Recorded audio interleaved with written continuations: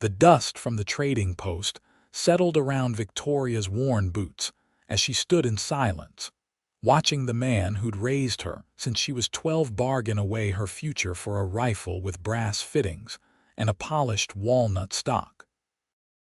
Montana Territory in 1878 was a hard place for everyone, but especially for a woman with no family and fewer prospects, and Marcus Anders had reminded her of that fact every single day for the past 7 years.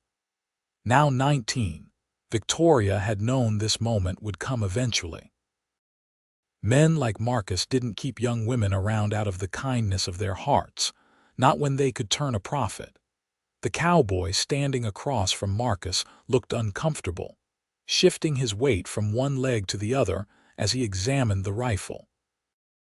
He was tall and lean, probably in his mid-20s, with dark hair that needed cutting and eyes the color of a summer storm.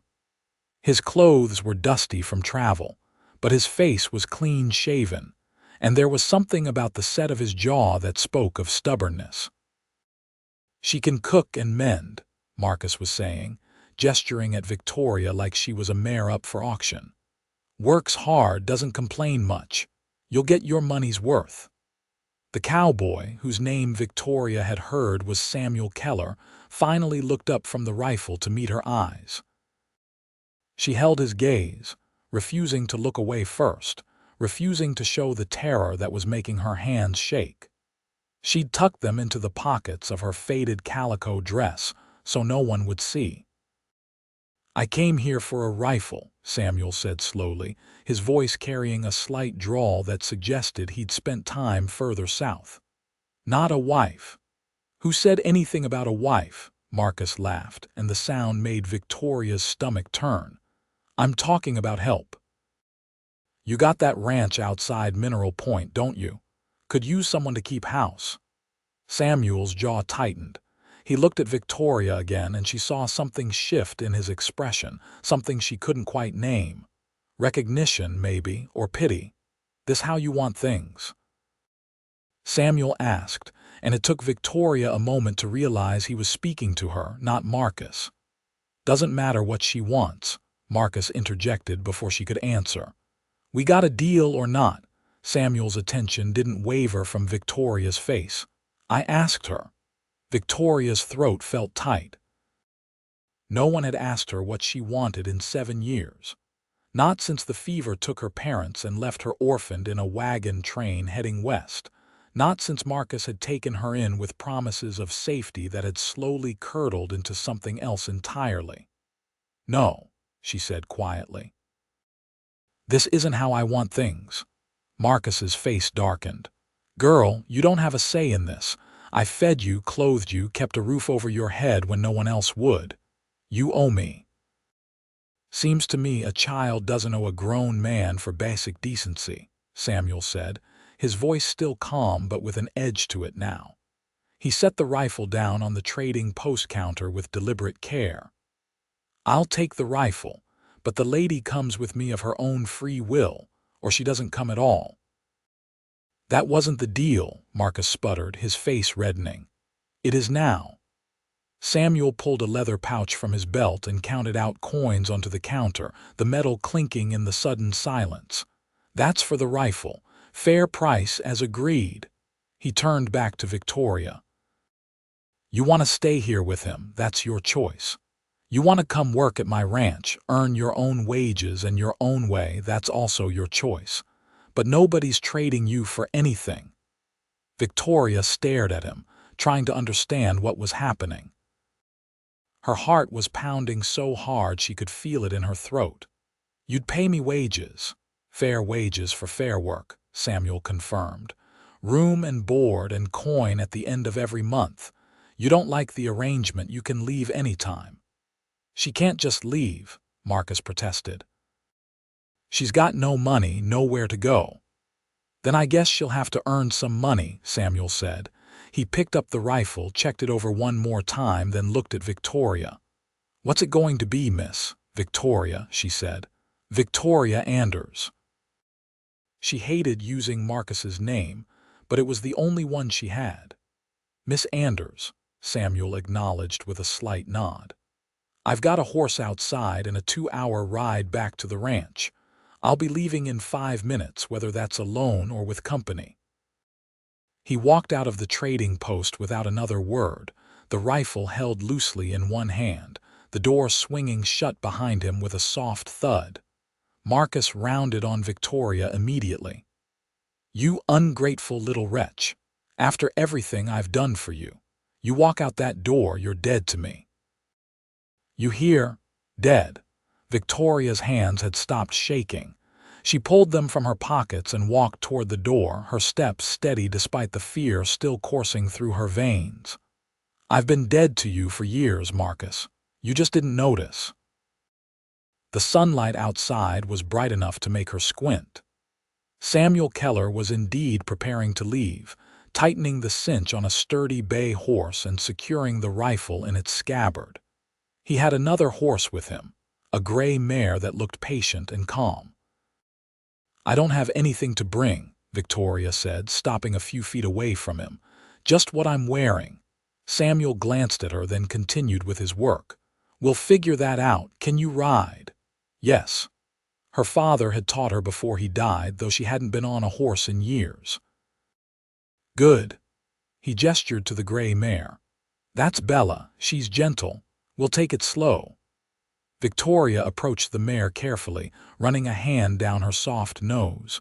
The horse wafted warm breath against her palm, and something in Victoria's chest loosened just slightly. She hadn't realized how much she'd missed animals, missed anything that showed her simple, uncomplicated affection. Samuel helped her mount, his hands careful and impersonal, then swung up onto his bay with easy grace. They rode out of town at a walk, and Victoria didn't look back at the trading post or at Marcus Anders, who she could feel watching from the doorway.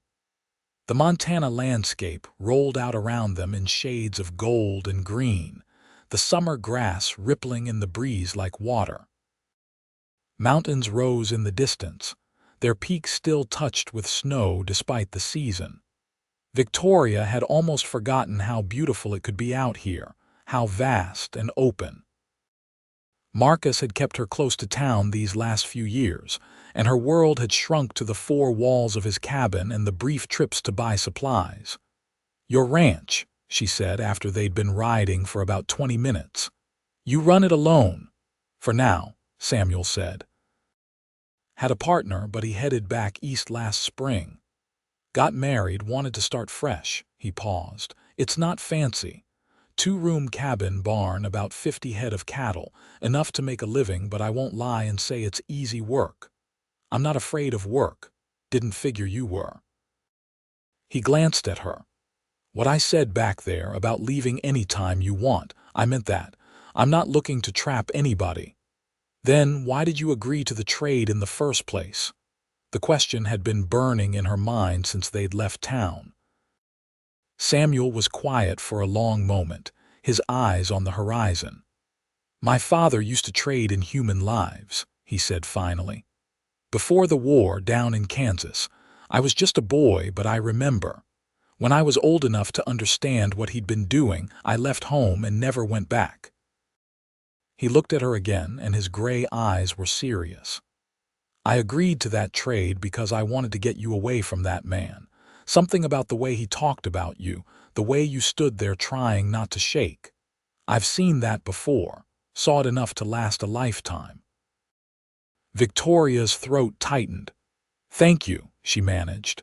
"Don't thank me yet," Samuel said, but there was a hint of something almost like a smile at the corner of his mouth. "You haven't seen how much work I've been letting pile up." The ranch, when they reached it, was exactly as Samuel had described. Simple, but well-maintained.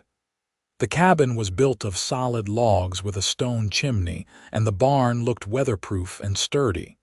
Chickens scratched in a fenced yard, and she could see cattle grazing in the distance. There was a vegetable garden that was doing its best despite clearly being neglected, and a pump near the cabin that meant fresh water. Samuel dismounted and helped Victoria down, then led both horses to the barn. "I'll show you around properly," he said. "But first things first. You'll take the bedroom. I've been sleeping out here in the barn anyway most nights, so I can hear if anything spooks the animals." "I can't take your room," Victoria protested. "Yes, you can." His tone was firm but not unkind. "A lady needs privacy and a proper door that locks." "That's not negotiable." He showed her inside the cabin, and Victoria tried not to let her relief show too obviously. It was clean, or at least cleaner than Marcus's place had ever been. The main room had a stone fireplace, a table with 2 chairs, a small kitchen area with a good iron stove, and some simple shelving. The bedroom was tiny, barely big enough for the narrow bed and a chest of drawers, but it had a window with real glass and, as Samuel had promised, a door with a lock. "I know it's not much," Samuel said, standing in the doorway. He seemed uncertain suddenly, like he was seeing the place through her eyes and finding it wanting. "It's fine," Victoria said, and meant it. "It's more than fine." Over the next few days, they fell into a careful routine. Victoria woke at dawn to make breakfast. Samuel came in from checking the animals, and they'd eat together in a silence that was surprisingly comfortable. Then, Samuel would head out to work on the ranch, fixing fences or checking cattle or any of the 1,000 tasks that seemed to need doing. Victoria would clean, tend the garden, feed the chickens, and start preparing the next meal. It was hard work, but it was honest work, and every evening when Samuel came back to the cabin, he'd thank her for the meal and tell her she'd done well. He never stood too close. Never made her uncomfortable. Never looked at her the way Marcus had started looking at her in those last few months before the trade. At the end of her first week, Samuel put $5 silver on the table after dinner. Victoria stared at them. "That's too much." "That's what we agreed on. Fair wages for fair work. But room and board are separate," Samuel said firmly. "You keep that money, Miss Anders. Save it up. Maybe someday you'll want to buy a train ticket somewhere or a piece of land of your own or whatever it is you dream about." Victoria picked up one of the coins, feeling the weight of it in her palm. She'd never had her own money before, never had the freedom that came with it. She looked up at Samuel, who was already putting on his hat to head back to the barn for the night, and felt something shift in her chest. Something that felt dangerously close to hope. "Samuel," she said, and he paused, turning back to look at her. "Why are you being so kind to me?" He was quiet for a moment, his hand still on the door frame. "Maybe because nobody was kind to me when I needed it most," he said finally. "Or maybe because it's just the right thing to do. Does it matter?" "I suppose not," Victoria said softly. After he left, she sat at the table for a long time, holding those $5 silver and letting herself imagine a future that was hers to choose. The summer deepened into August, and the work continued. Victoria's hands, which had been soft from Marcus's insistence that she stay indoors and out of sight, grew calloused again. She remembered skills her mother had taught her before the fever, found herself humming songs she'd thought she'd forgotten. The garden flourished under her care, and she started baking bread that Samuel declared was the best he'd ever tasted. Samuel, for his part, seemed to relax around her as well. He started talking more during meals, telling her about the ranch, about his plans to expand the herd, about the neighbors who lived 5 miles down the valley. He had a dry sense of humor that surprised her, and sometimes she'd catch herself laughing at something he said and feel startled by the sound of her own happiness. One evening in mid-August, a storm rolled in fast and fierce, the way they did in Montana. Samuel barely made it back to the cabin before the rain started, and he stood in the doorway dripping and breathless. "Barn's secure," he said, "but I don't think I'll make it back out there without drowning." Victoria looked at him, then at the bedroom door, then back at him. "Take the bedroom," she said. "I'll sleep out here by the fire." Victoria, no. Samuel, yes. She crossed her arms. "You're soaked through and you'll catch your death if you try to go back out in that. I'm not going to be responsible for that." They argued about it for a few minutes, but Victoria won in the end, mostly because Samuel started shivering. She brought him blankets and turned her back while he changed into dry clothes, then busied herself making coffee and pretending not to notice how domestic this all felt, how comfortable. The storm raged outside, rattling the windows and making the fire dance. Samuel sat at the table, wrapped in a blanket, and Victoria poured them both coffee. "Tell me about your family," Samuel said suddenly. "Your real family, I mean, before Marcus." Victoria settled into the chair across from him, wrapping her hands around her cup for warmth. "There's not much to tell. My father was a carpenter, good with his hands, always smiling. My mother was quiet, but she was strong. She could fix anything." Victoria smiled at the memory. "We were heading west to join my uncle in Oregon. He'd written about opportunities, about land for the taking. But the fever came through the wagon train somewhere in Wyoming territory, and by the time we crossed into Montana, they were both gone." "I'm sorry," Samuel said quietly. "Marcus was part of the same wagon train. He offered to take me in, said he'd get me to Oregon safely." Victoria stared into her coffee. "But we never made it to Oregon. He settled in Montana instead, and by then I was so grateful to have a roof over my head that I didn't question it." "He should have done right by you," Samuel said, and there was anger in his voice now. "Should have found you a proper family or helped you get to your uncle." "I wrote to my uncle once about 3 years ago," Victoria admitted. "Marcus said he'd post the letter for me. I never got a reply." "I always wondered if he actually sent it." Samuel's jaw tightened. "Give me the address. I'll write to your uncle, let him know you're safe. It's been so long, he probably thinks I'm dead. Then he deserves to know you're not." Victoria felt tears prick at her eyes, unexpected and sharp. "Why do you care so much?" Samuel looked at her across the table, and in the firelight his eyes were very dark. "Because everyone deserves someone who cares," he said simply. "And because I think you're braver than you give yourself credit for."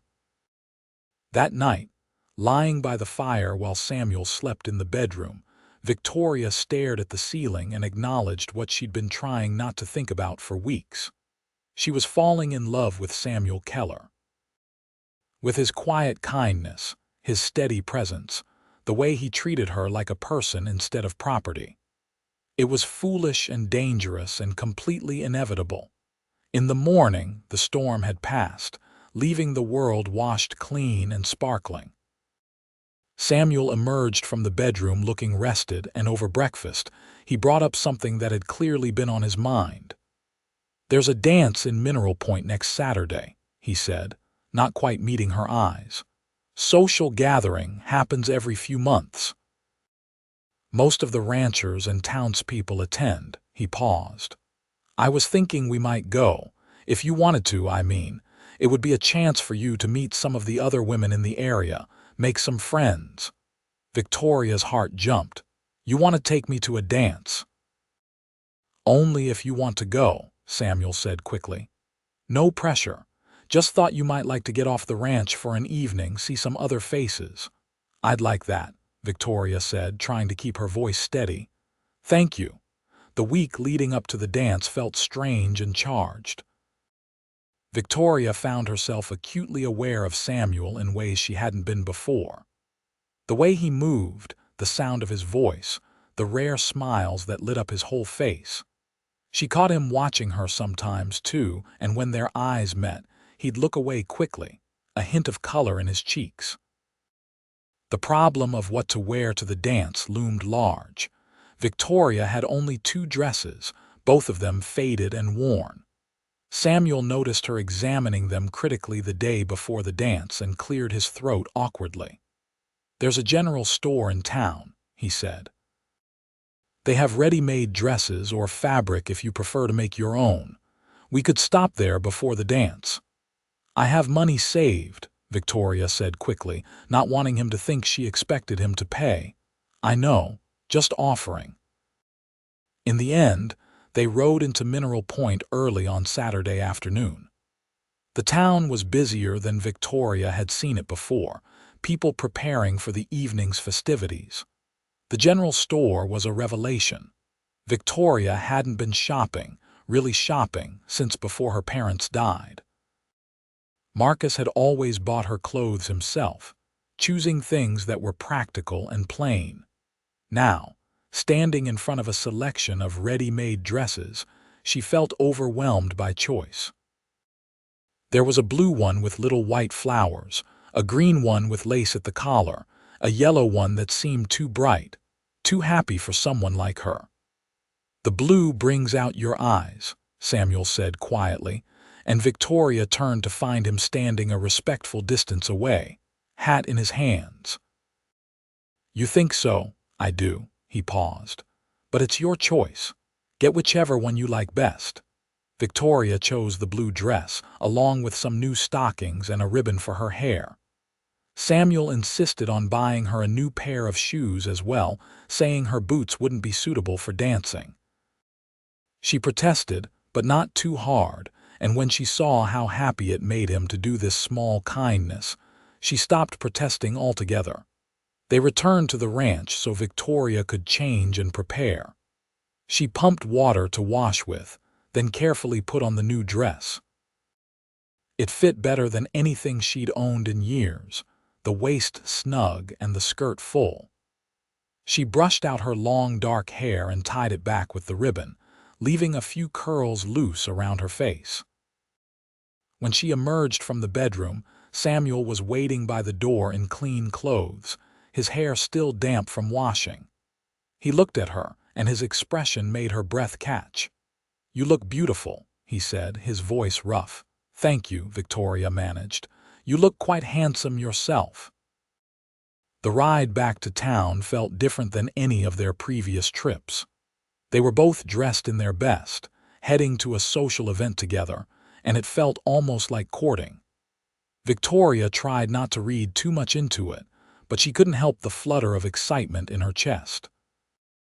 The dance was being held in the town's largest building, which served as a church on Sundays and a community hall the rest of the week.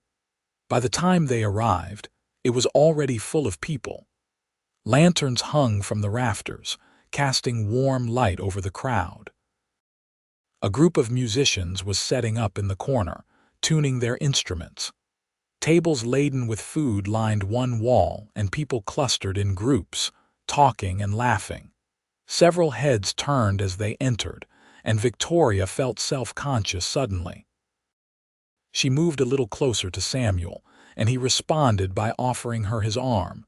She took it gratefully. "Samuel Keller," a booming voice called out, and a large man with an impressive mustache approached them. "About time you showed your face at one of these gatherings. We were starting to think you'd turned into a hermit." "Just busy with the ranch, Tom," Samuel said, but he was smiling. "Tom Henderson, this is Miss Victoria Anders. She's been helping me out at the ranch." Tom's eyebrows rose. "Is that so? Well, it's a pleasure to meet you, Miss Anders." He had a jovial manner that was hard not to warm to. This recluse here has needed someone to civilize him for years. Other introductions followed in quick succession. Tom's wife, Martha, who immediately swept Victoria into a group of women and began asking her questions about the ranch and Samuel and how she'd come to Montana. The local school teacher, a sharp-eyed woman named Catherine. A young couple, newly married, who had a homestead to the north. A family with several children, ranging from toddlers to teenagers. Everyone was friendly, if curious, and Victoria found herself relaxing despite her initial nervousness.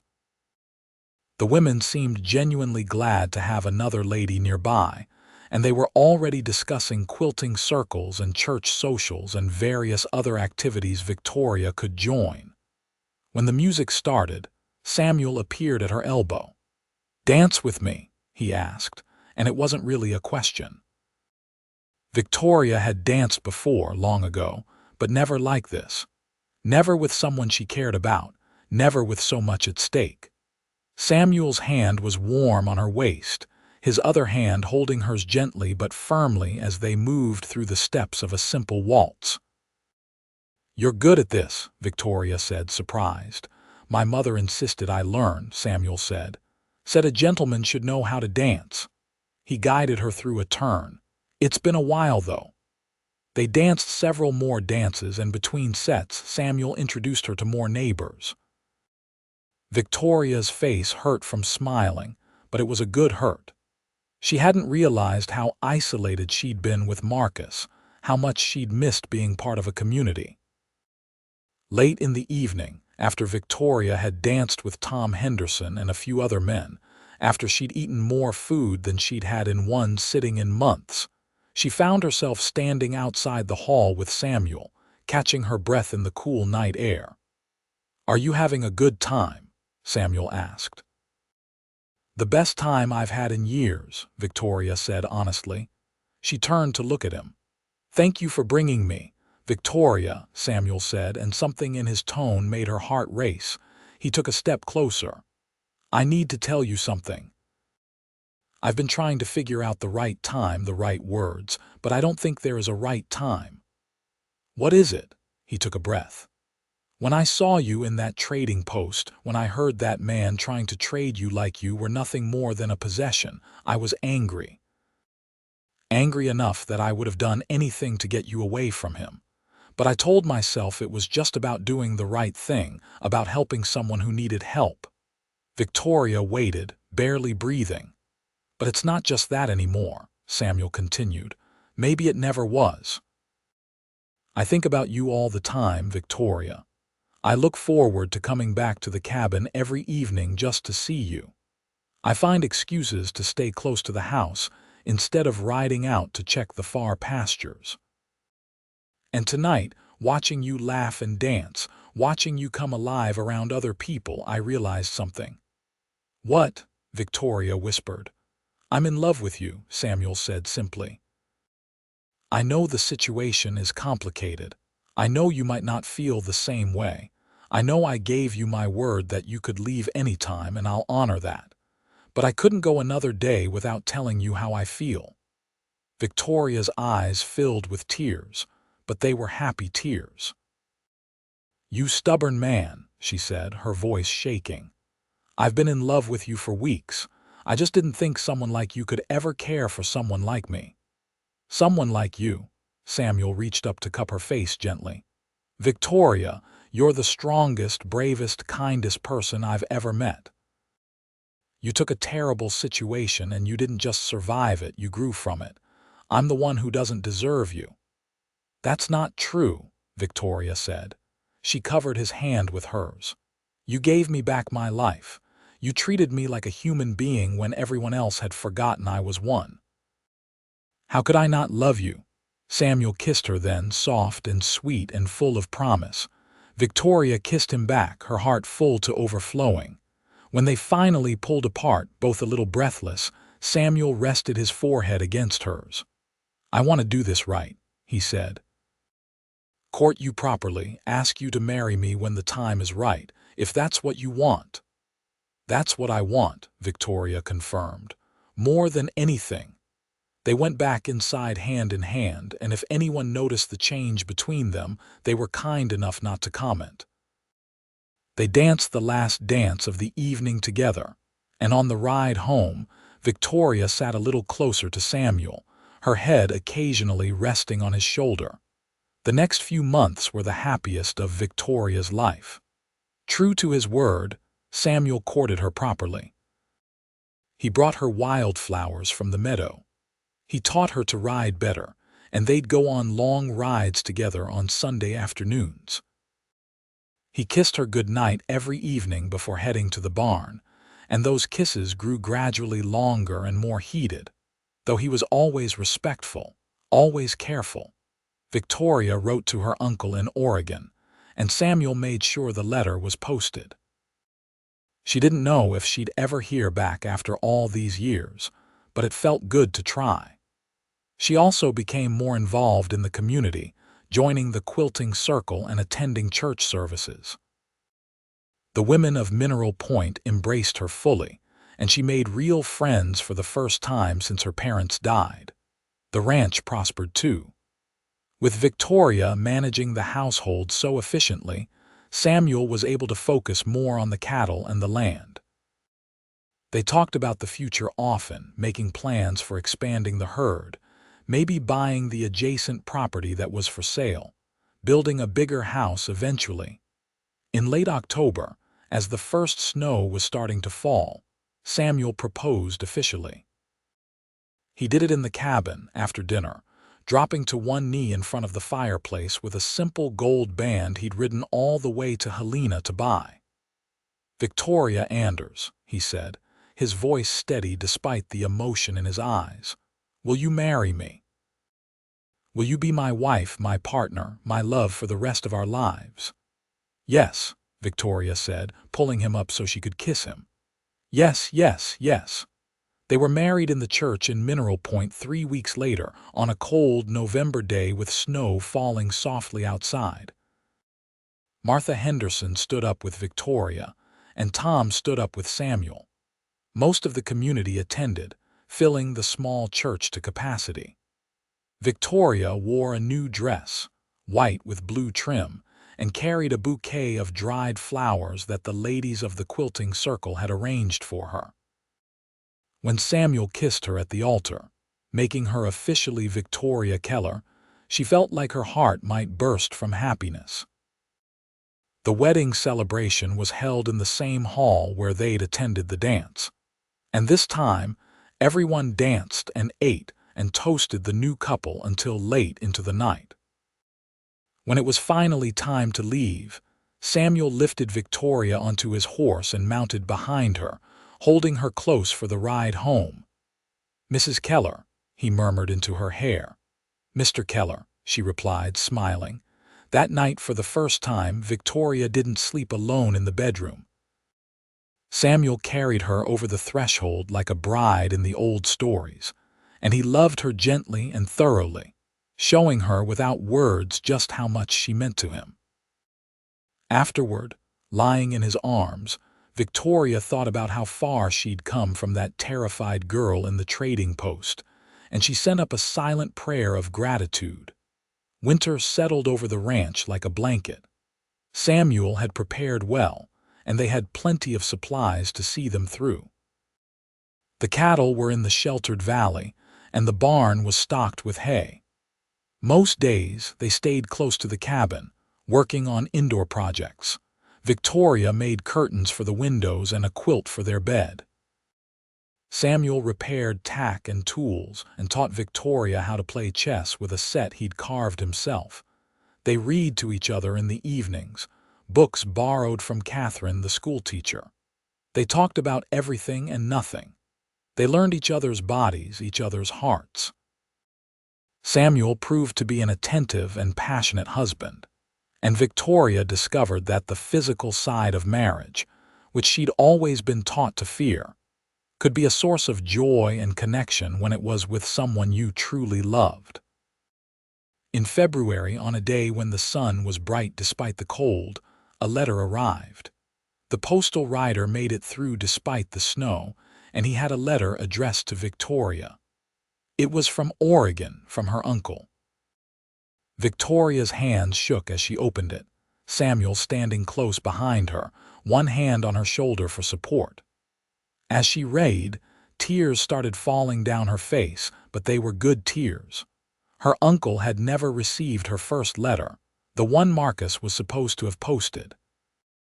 He'd spent years trying to find out what had happened to her, writing to various authorities along the wagon train route, but with no success.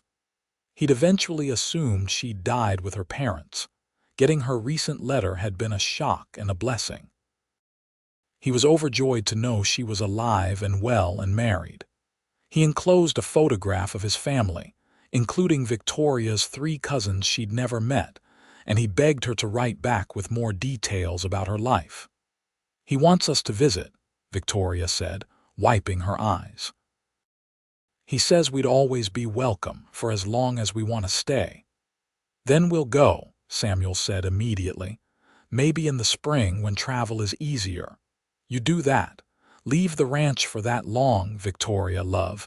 I'd do anything to make you happy." Samuel wrapped his arms around her from behind. "Besides, I'd like to meet the family you've told me so much about." They wrote back that very afternoon, both of them contributing to the letter. Victoria told her uncle about her life, about how she'd met Samuel, about the ranch and their plans for the future. Samuel added his own note, assuring Victoria's uncle that she was well cared for and deeply loved. Spring came slowly, then all at once, the way it did in Montana. The snow melted, revealing green grass underneath. The cattle grew fat on the new growth. Victoria planted a bigger garden this year, and Samuel built her proper raised beds for it. They fixed up the cabin with fresh whitewash and new shutters. They bought 6 more head of cattle at good prices. And Victoria discovered she was pregnant. She'd suspected for a few weeks, but she wanted to be sure before she told Samuel. When she finally shared the news one evening in late April, Samuel's face went through several expressions in rapid succession: shock, joy, fear, and then settling on a kind of awed happiness. "A baby," he said wonderingly. "We're going to have a baby. Are you happy?" Victoria asked, though she could see that he was. "Happy doesn't begin to cover it." Samuel pulled her into his arms carefully as if she might break. "You've given me everything, Victoria, a home, a purpose, a future, and now a child." "We've given each other those things," Victoria corrected gently. They decided to postpone the trip to Oregon until after the baby was born. Victoria's uncle understood completely, and he sent gifts for the coming baby, along with advice from his wife about pregnancy and childbirth. The summer passed in a haze of preparation. Martha Henderson and the other women from the quilting circle rallied around Victoria, bringing her baby clothes and blankets, sharing their own experiences and wisdom. Samuel built a cradle in the barn, spending hours sanding it smooth and carving little designs into the wood. He became even more protective than usual, insisting Victoria rest more and work less. "I'm pregnant, not dying," Victoria said more than once, exasperated but also touched by his concern. "I know," Samuel would reply, "but humor me anyway." In early September, as the leaves were just starting to turn gold at the edges, Victoria went into labor. It was hard and painful and lasted nearly a full day, but Samuel stayed with her the whole time, holding her hand, wiping her forehead, telling her how strong she was and how much he loved her. Martha was there too, serving as midwife, and her calm competence was reassuring. Finally, as the sun was setting on a beautiful autumn day, Victoria gave birth to a healthy baby boy. "He's perfect," Samuel said, his voice choked with emotion as he held his son for the first time. "Victoria, he's perfect." They named him Thomas Samuel Keller, after Tom Henderson, who had been such a good friend to them, and after his father. Little Tommy had dark hair like both his parents and eyes that would eventually settle into a stormy gray like Samuel's. The first few months of parenthood were exhausting and overwhelming and wonderful. Tommy was a good baby, healthy and strong, and he grew quickly.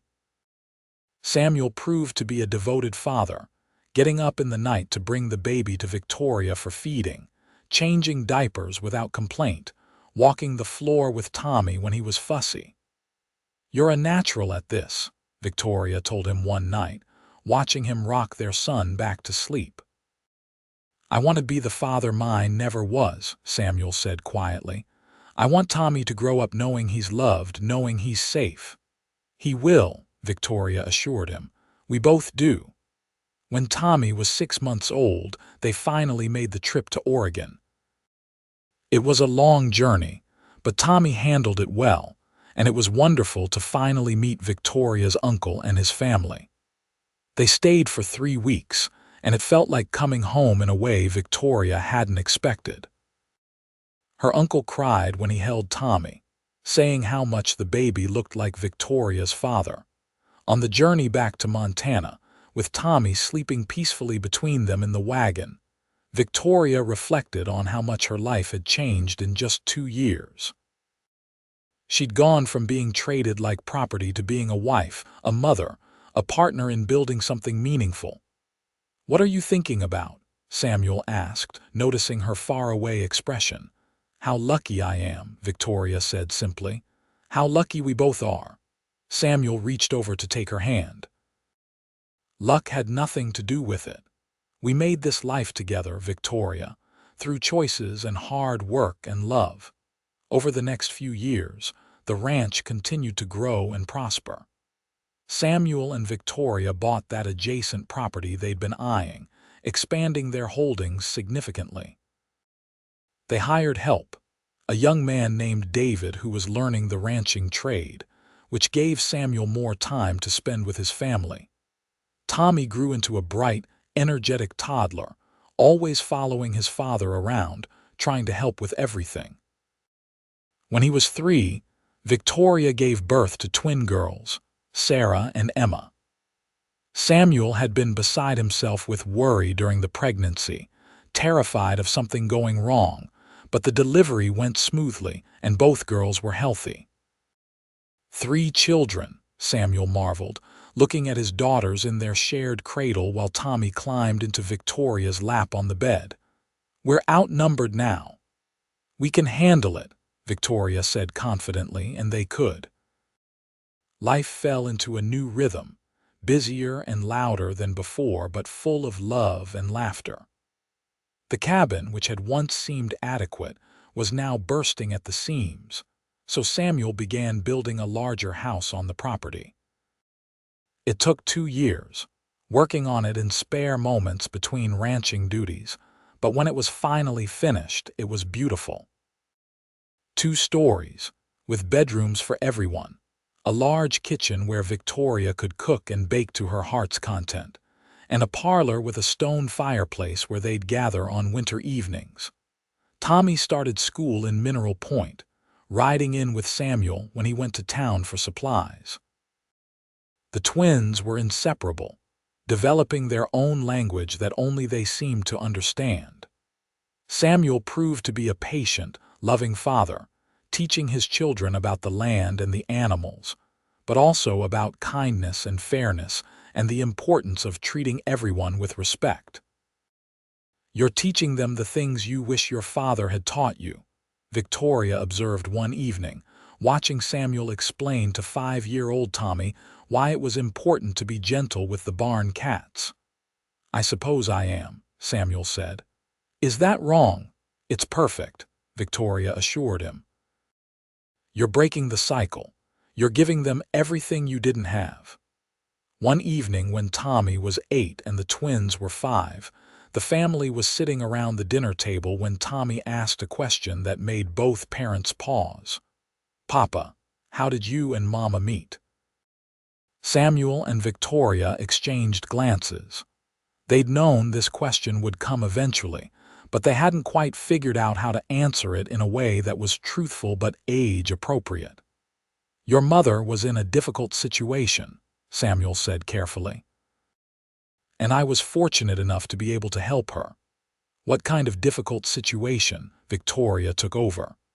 "I didn't have a family, Tommy, not after my parents died, and I was living with someone who wasn't very kind to me. Your father made it possible for me to leave. Like a hero." Tommy's eyes were wide. Samuel laughed. "No, not like a hero, just like a man doing what was right." "That's what heroes do," Tommy insisted, and both parents had to smile. As the children grew older, they would eventually learn more of the truth about their parents' meeting, but that would be when they were ready to understand the complexities of the world. For now, they just knew that their parents loved each other deeply and had created a safe, happy home for them.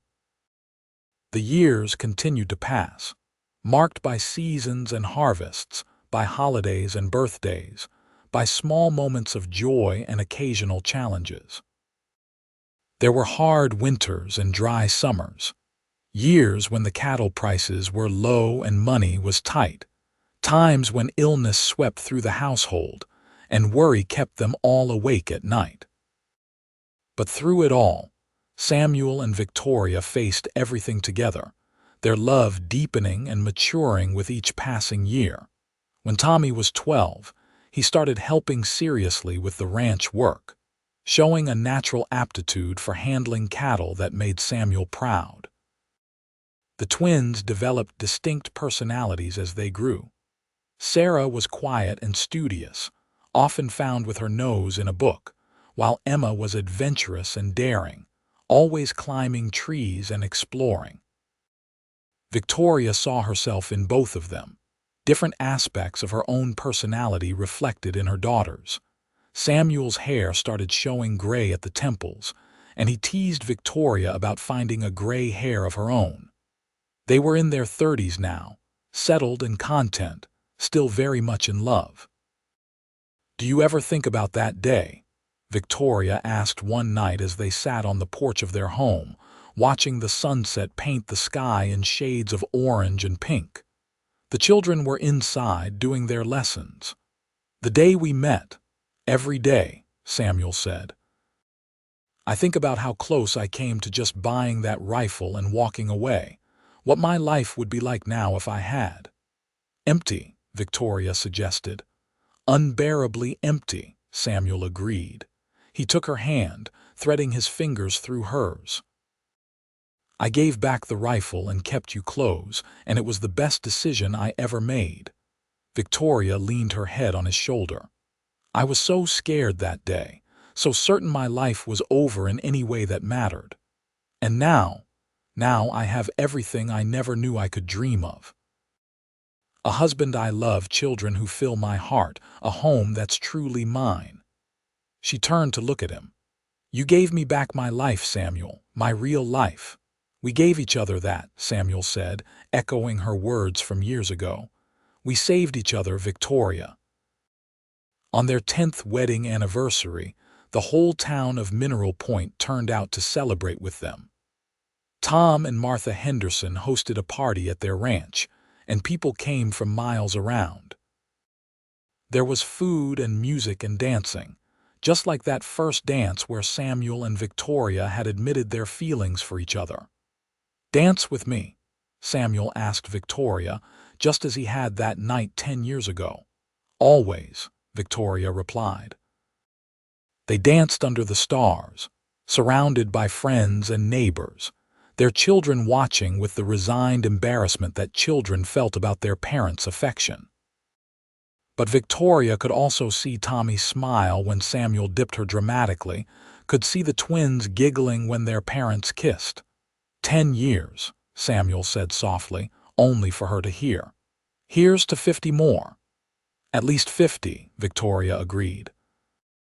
As they grew older and their children grew up, Samuel and Victoria remained each other's anchor. Tommy eventually took over most of the ranch operations, showing sound judgment and a good business sense. He courted and married a sweet girl from the neighboring ranch, and they built a house on the property, making the ranch truly a family operation. Sarah became a teacher, following in Catherine's footsteps, and she taught at the school in Mineral Point. Emma surprised everyone by declaring she wanted to study medicine, and Samuel and Victoria supported her ambition fully, saving money to send her to a women's medical college back east. "Your father would be so proud," Victoria told Emma the day she left for school. "Both of your grandfathers would be. I'm going to make you proud too," Emma promised. "I'm going to come back and be the best doctor Montana has ever seen." And she did. 4 years later, Dr. Emma Keller returned to Mineral Point and set up a practice, becoming the first female doctor in the region. She faced prejudice and skepticism at first, but her skill and dedication eventually won everyone over. Samuel and Victoria became grandparents when Tommy and his wife had a daughter, Mary. They were delighted grandparents, doting on little Mary without any of the worry that had accompanied their own early parenting. They had time now to simply enjoy, to play and laugh and tell stories.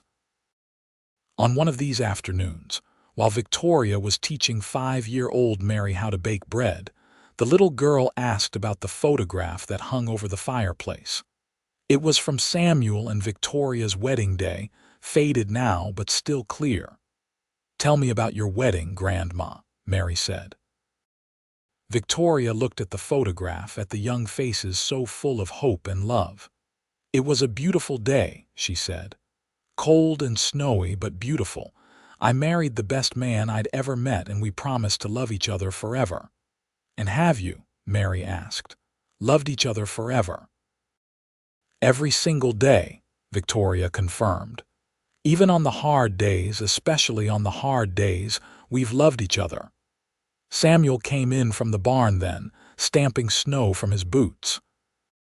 He was in his 50s now, his hair more gray than dark, his face lined with years of sun and wind, but his eyes were still the same stormy gray that Victoria had fallen in love with decades ago. "What are my girls making?" he asked, coming to kiss Victoria's cheek and ruffle Mary's hair. "Bread," Mary announced, "and Grandma was telling me about your wedding." "Was she now?" Samuel smiled at Victoria over their granddaughter's head. "What did she tell you?" "That you love each other forever," Mary said seriously. "That's absolutely true," Samuel said. "Best decision I ever made was marrying your grandmother." "Second best," Victoria corrected, as she always did. "First best was giving back that rifle." It had become something of a joke between them over the years, but the truth behind it was never forgotten. Samuel had chosen her freedom and dignity, had chosen love over convenience or social expectation. And Victoria had chosen to trust again, to hope again, to believe that life could be good and that people could be kind. As the years continued to roll by, Samuel and Victoria remained active and involved in the ranch and the community. They attended church every Sunday, hosted family gatherings for every holiday, and continued to be respected members of Mineral Point society. The town had grown over the decades, attracting new settlers and businesses, but the core community remained tight-knit and supportive. Sarah married as well to a fellow teacher, and they had 2 sons. Emma eventually married to another doctor she met during a medical conference in Helena, and they had a daughter. The ranch house was always full of children and grandchildren, of noise and laughter and love. On their 25th wedding anniversary, Samuel took Victoria on a trip, just the 2 of them. They traveled back to Oregon to visit her uncle, who was elderly now but still sharp and full of stories. They spent a month there, reconnecting with that side of Victoria's family, and it was during this trip that Samuel told Victoria something he'd never shared before. They were sitting by a river, watching the sun set over the mountains when Samuel said, "I need to tell you something." "About the rifle?" Victoria looked at him curiously. "What about it?" "I still have it," Samuel said. "The rifle from that day, I never got rid of it." Victoria was surprised. "After all these years?" "Why?" Samuel was quiet for a moment, choosing his words carefully. "Because I wanted to remember," he said finally. "I wanted to remember what I was willing to give up, what I chose instead. Every time I see that rifle, I remember the best choice I ever made." Victoria took his hand. "Where is it?" "Locked in the trunk in our bedroom."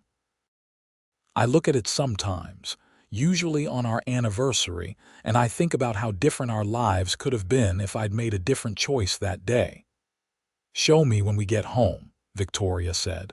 "I'd like to see it." When they returned to Montana, Samuel retrieved the rifle from the trunk. It was still beautiful, the brass fitting still bright, the walnut stock still polished. But it was just an object, just a thing, and Victoria realized that Samuel was right to keep it. It was a reminder of where they'd come from, of the choice that had changed both their lives. "It's strange," Victoria said, running her hand along the stock, "to think this was supposed to be more valuable than me." "It was never more valuable," Samuel said fiercely. "Not for a single second. Not to me." Victoria set the rifle aside and wrapped her arms around her husband. "I know," she said. "I've always known." They put the rifle back in the trunk, but they left it unlocked now, no longer a secret but a shared piece of their history. As Samuel and Victoria entered their 60s, they gradually stepped back from the active running of the ranch, leaving more and more in Tommy's capable hands.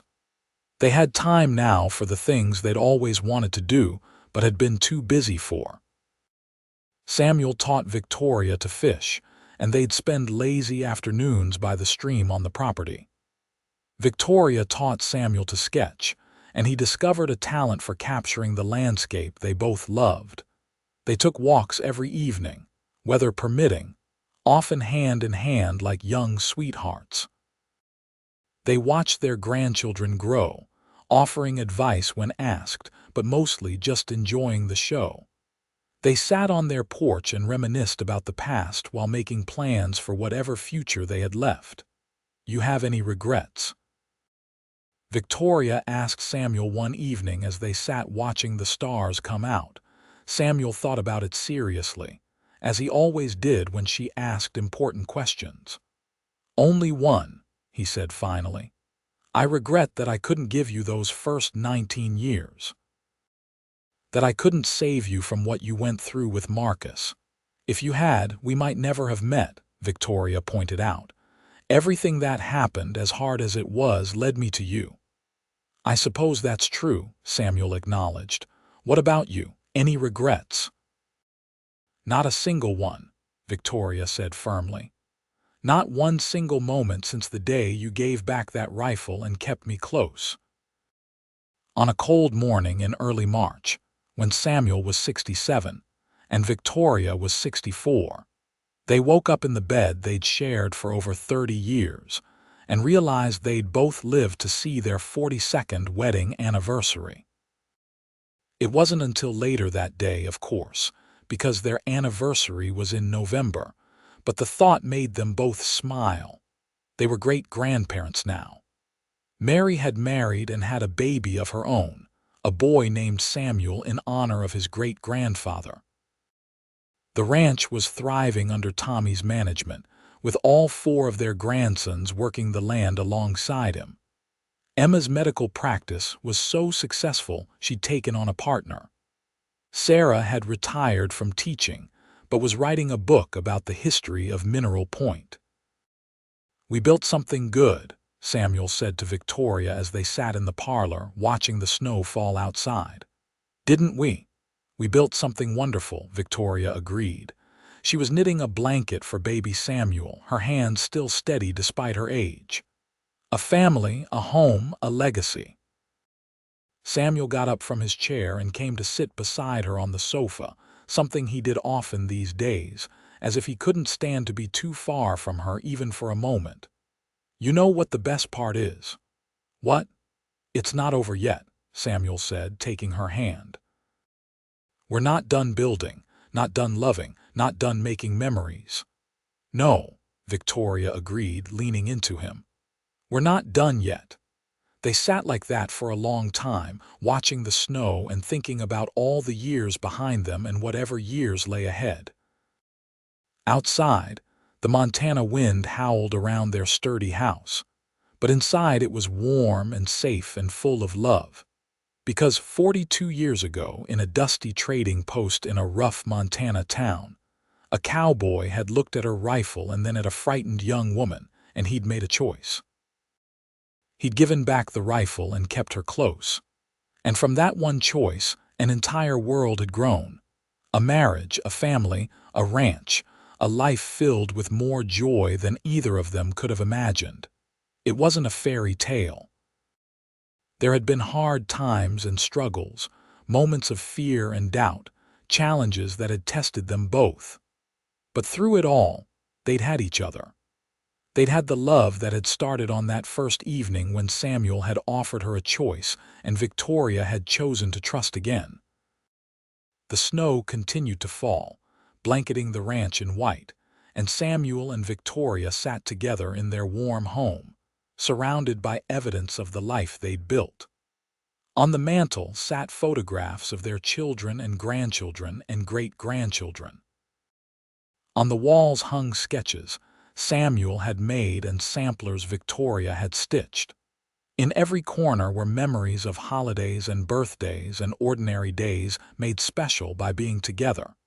This was what love looked like after 42 years, Victoria thought. Not the passionate first bloom of youth, though there was still plenty of passion between them. Not the desperate need to be together every second, though they still preferred each other's company above all others. No, this was a love that had been tested and proven, that had weathered storms and emerged stronger, that had become as much a part of them as breathing. "I love you," Samuel said quietly, and it was both the same as the first time he'd said it and completely different. The same words, but weighted now with decades of meaning, of promises kept and vows honored. "I love you too," Victoria replied, as she had so many times before and would many times again, today and always. Outside, the Montana wind sang through the pines, and somewhere in the distance, cattle lowed. The ranch went on, life went on, the world kept turning. But in this moment, in this warm room, there was just a man and a woman who had found each other in the hardest of circumstances and built something beautiful together. And that rifle, locked away in their bedroom trunk, stood as a silent testament to the choice that had changed everything. The choice to see a person instead of property, to offer freedom instead of control, to give instead of take.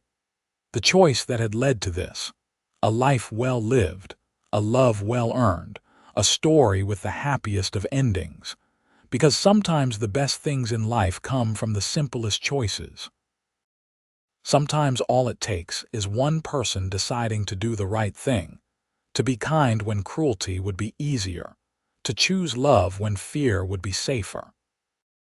And sometimes, just sometimes, that choice echoes forward through the years, creating ripples that turn into waves, that become a tide of goodness lifting everyone it touches. This was their story. This was their life, and it was everything they'd ever needed it to be.